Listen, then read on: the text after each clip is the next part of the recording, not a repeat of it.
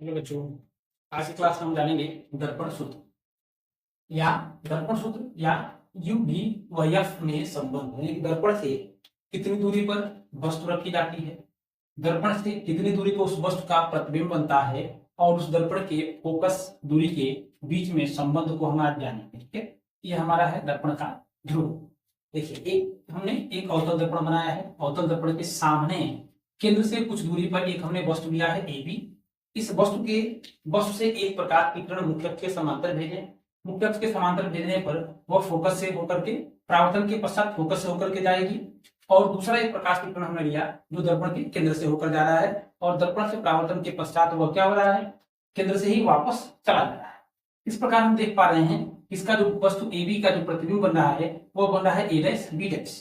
ठीक है, तो यह हमारा ए डैश बी डैश वो क्या कहलाएगा, प्रतिबिंब की दूरी कहलाएगा। हम देख सकते हैं कि जो ए डैश बी डैश है वह पी से बी की जो दूरी होगी वह यू कहलाता है, यानी वस्तु की दूरी हो गया। और यह जो बना है पी बी डैश वह हमारा क्या होगा, वह होगा प्रतिबिंब की दूरी। ठीक है, तो आइए हम इसको प्रूव करते हैं। कैसे प्रूव किया जाएगा, इसके लिए हम क्या करते हैं कि पहले यह दो त्रिभुज लेते हैं हम, त्रिभुज ए बी सी और त्रिभुज ए डैश बी डैश सी।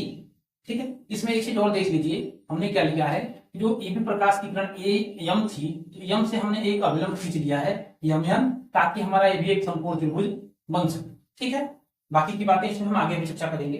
देखेंगे यहाँ पे हम कहेंगे समरूप त्रिभुज ए बी सी, त्रिभुज ए बी सी तथा त्रिभुज ए डैश बी डैश सी में जब यह दो त्रिभुज की बात हम करेंगे, इन दोनों त्रिभुजों में हम देखेंगे कि जो है बी क्या है, समकोण है। बी और बी डैश क्या है, समकोण है। तो हम कहेंगे उस कोण ए बी सी बराबर होगा कोण ए डैश बी डैश सी के। किससे हो जाएगा, हम कह सकते हैं इसको इस समकोण से। ठीक है, और इसके बाद हम देखेंगे कि इसी त्रिभुज में यह सी जो है वो दोनों के लिए क्या है, उभयनिष्ठ है, या हम कह सकते हैं कि उभयनिष्ठ नहीं है, यहाँ पर हम कह सकते हैं इस शीर्षाभिमुख कोण से। हम कहेंगे कोण ए बी ए सी बी बराबर होगा कोण ए डैश सी बी डैश। किससे होगा, ये होगा शीर्षाभिमुख कोण से। ठीक है, शीर्षाभिमुख कोण से यह बराबर हो जाएगा। इस प्रकार हम कह सकते हैं जब किसी त्रिभुज के दो कोण आपस में बराबर हो जाते हैं, तीसरा कोण अपने आप ही वो क्या होगा, बराबर होगा। तो यानी तीनों कोण जब आपस में बराबर हैं तो त्रिभुज क्या कहलाएगा, समरूप कहलाएगा। त्रिभुज क्या कहलाएगा, समरूप कहलाएगा। कहेंगे उपरोक्त तो त्रिभुज या त्रिभुज क्या होगा, संपूर्ण होगा। त्रिभुज ए बी सी और ए डैश बी डैश सी क्या होगा, एक त्रिभुज संपूर्ण होगा। हम कहेंगे संपूर्ण करें समरूप होगा। तो समरूप त्रिभुज का नियम क्या होता है, हम कहेंगे समरूपता के नियम से। कहेंगे उपरोक्त त्रिभुज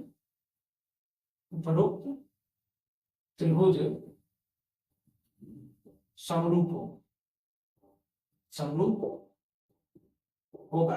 अतः समरूपता के नियम से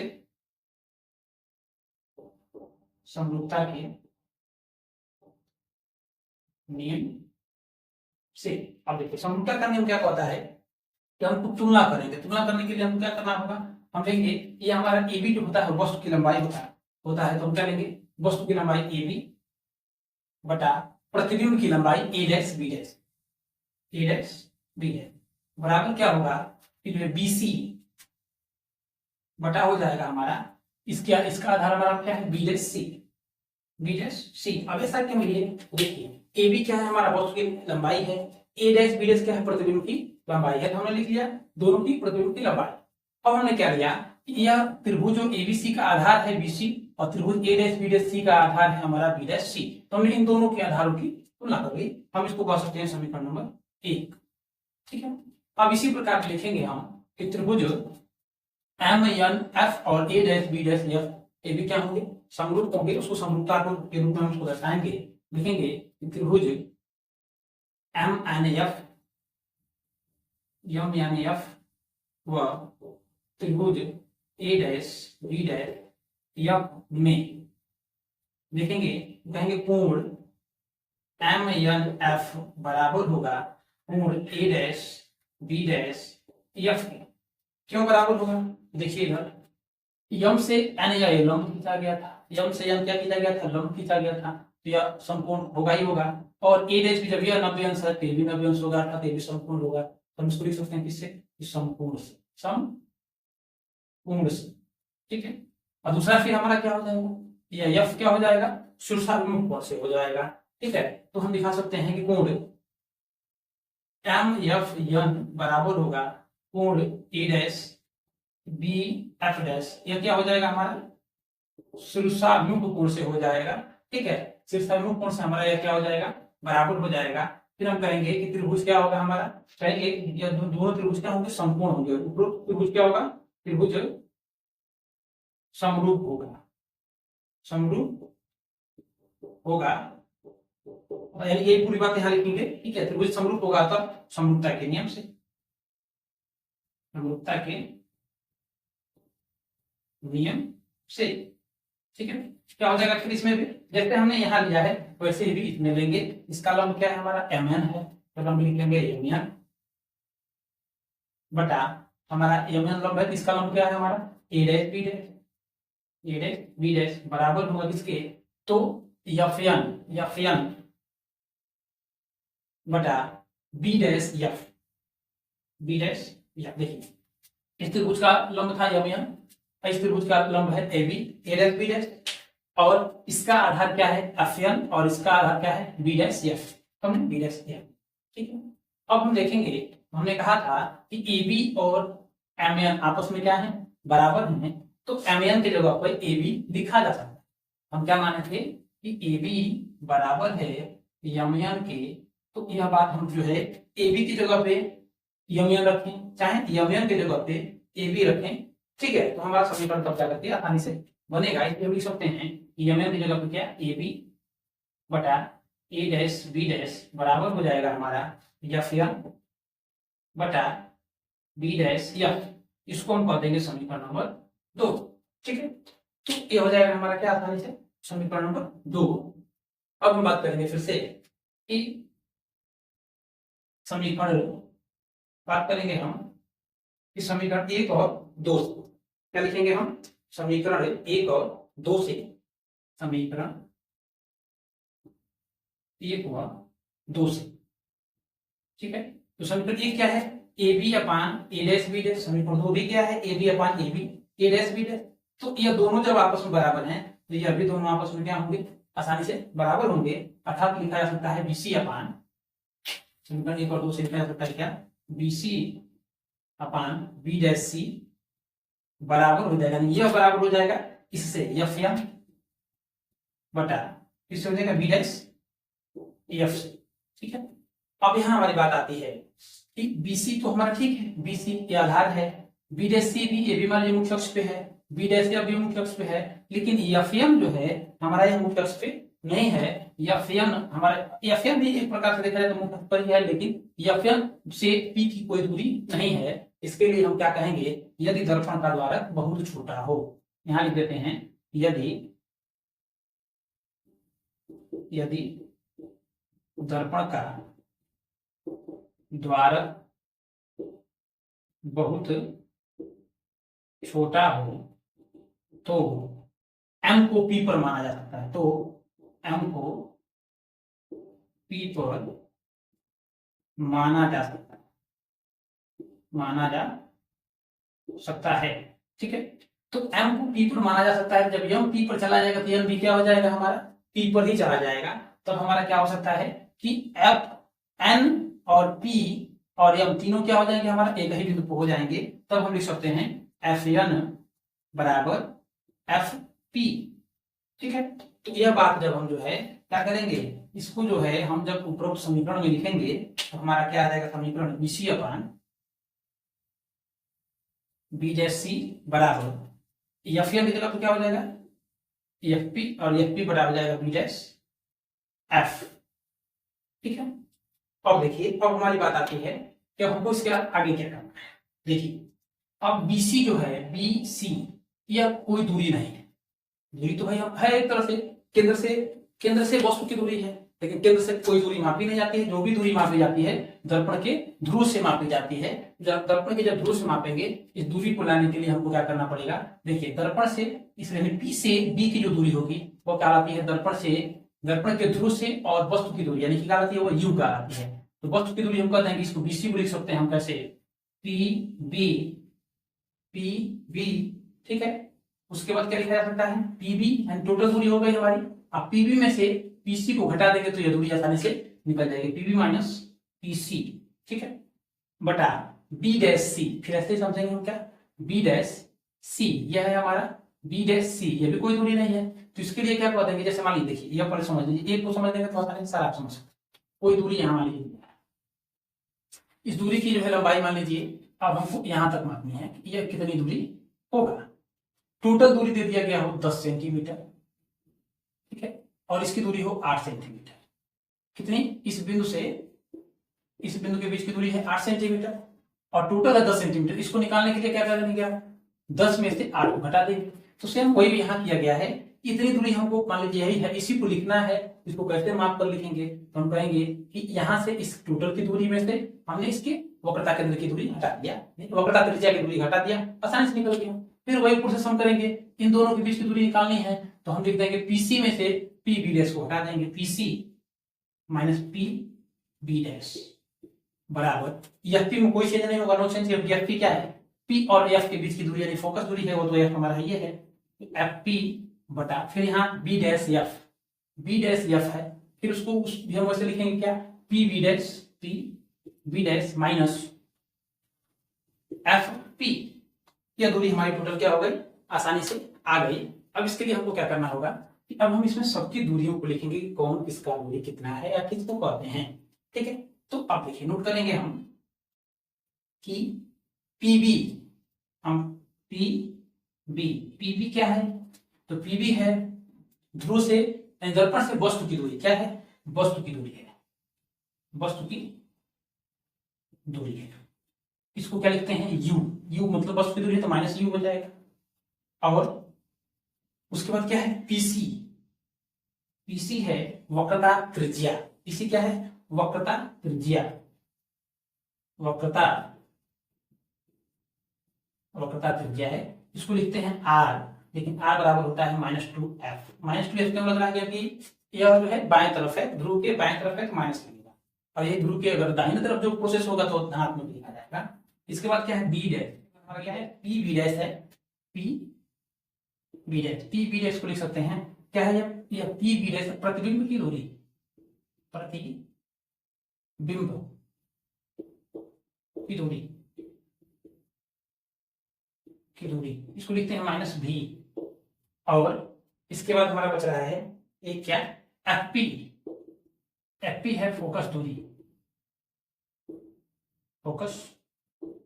इसको लिखते हैं -f, ठीक है। अब क्लियर हो गया होगा। तो हम देखेंगे इन सभी मानों को हम जो है इस मान की समीकरण में रखेंगे, इन सभी मानों को हम इसमें रखेंगे तो हमारा मान आसानी से क्या हो जाएगा, आ जाएगा। चलिए देखते हैं पीबी का मान क्या हो जाएगा हमारा, पीबी का मान है हमारा -u, फिर माइनस, क्योंकि पीबी का मान है माइनस और इसके साथ फिर क्या है माइनस, पीसी है तो पीसी का मान क्या है, -2f, ठीक है। उसके बाद क्या है, बटे में पीसी है तो फिर लिखेंगे -2f, फिर माइनस पीबी डैश का मतलब -v बराबर क्या है, एफ का मान है -f, और उसके बाद क्या है हमारा मान, फिर है पी बी डैश का मान कितना है, यहाँ रखा गया, पी बी डैश का मान है -v और फिर माइनस, उसके बाद क्या है हमारा, फिर एफ है तो क्या हो जाएगा -f, ठीक है। अच्छा अब हम क्या करेंगे, एक बार इसको इसके कोष्टक को हम आसानी से क्या करना है, खोल देना है। कोष्टक को हटाएंगे तो क्या हो जाएगा, -u, माइनस क्या हो जाएगा +2f बटा -2f ठीक +v, ठीक है, बराबर -f बटा -f, देखिए थोड़ा ठीक से बना रहे हैं, -f बटा -v फिर हो जाएगा +f, ठीक है। अब देखिए अब हमें क्या करना है कि इन दोनों को क्रॉस मल्टीप्लाई करना है, देखिए गुणा, ठीक है। तो पहले हम गुणा कराते हैं इसका इसमें, इसका एक माइनस यू को पहले लेकर दोनों को गुणा कराएंगे, क्या होगा माइनस माइनस प्लस हो जाएगा, यू यू भी क्या हो जाएगा यू भी। इसके बाद आएगा फिर हमारा माइनस प्लस माइनस यू और एफ का मल्टीप्लाई होगा तो यू एफ। फिर होगा हमारा 2f का मल्टीप्लाई होगा इसके साथ, तो प्लस है ये भी माइनस है तो माइनस 2f भी 2f भी। फिर होगा plus plus plus 2f square बराबर, दोनों का गुणा दो में हो गया, बराबर हो जाएगा हमारा क्या f का गुणा इसमें गुणा करेंगे, माइनस माइनस प्लस, ठीक है, प्लस लिखा नहीं जाएगा तो क्या हो जाएगा 2f स्क्वायर, अगर लिखना चाहें तो प्लस लिख भी सकते हैं 2f स्क्वायर, क्योंकि माइनस माइनस का मल्टीप्लाई होगा तो प्लस हो जाएगा। फिर है प्लस माइनस तो माइनस, क्या हो जाएगा हमारा f भी।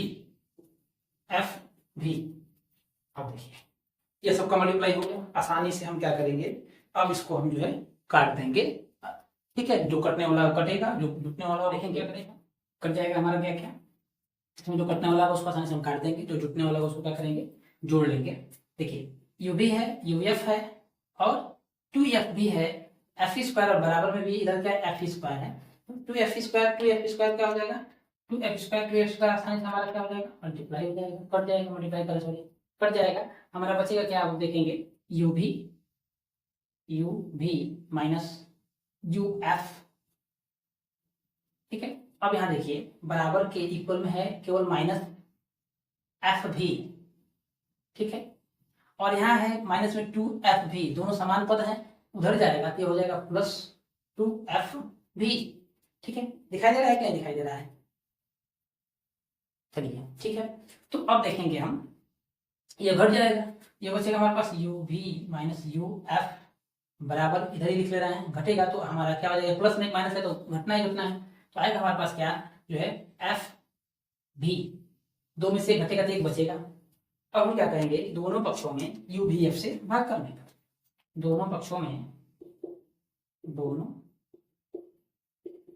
में यू भी एफ से भाग करने पर, बड़ी आसानी से समझिएगा, अब हमारा प्रूफ हो भी गया है, तो हमारे पास यहाँ क्या है यू भी बटा यू भी एफ माइनस यू एफ बटा क्या हो जाएगा, इसमें भाग पड़ेगा यू भी एफ का, यू भी एफ बराबर हो जाएगा हमारा एफ भी, इसमें भाग होगा यू भी एफ से। देखिए जो कटने वाला है उसको हम काट देंगे, यू भी से यू भी कट जाएगा, यहाँ एफ बचेगा, यू एफ से यू और एफ कट जाएगा, एफ बी से एफ भी कट जाएगा, बचेगा हमारे पास क्या एक बटा एफ बराबर बचेगा हमारे पास क्या एक बटा एफ बराबर, यहाँ क्या है हमारा सॉरी बराबर नहीं माइनस, बराबर बाद में लिखेंगे, पहले इसको इधर ही लिख लेते हैं, एक बटा भी बराबर एक बटा यू, इस भी को इधर भेजेंगे, एक बटा एफ बराबर हो जाएगा हमारा क्या एक बटा भी को पहले लिख लेते हैं भी, और प्लस में हमारा एक बचा यू, ठीक है। इस तरह से हमारा क्या हो गया दर्पण सूत्र प्रूफ हो गया, हमको यही प्रूफ करना था, ठीक है।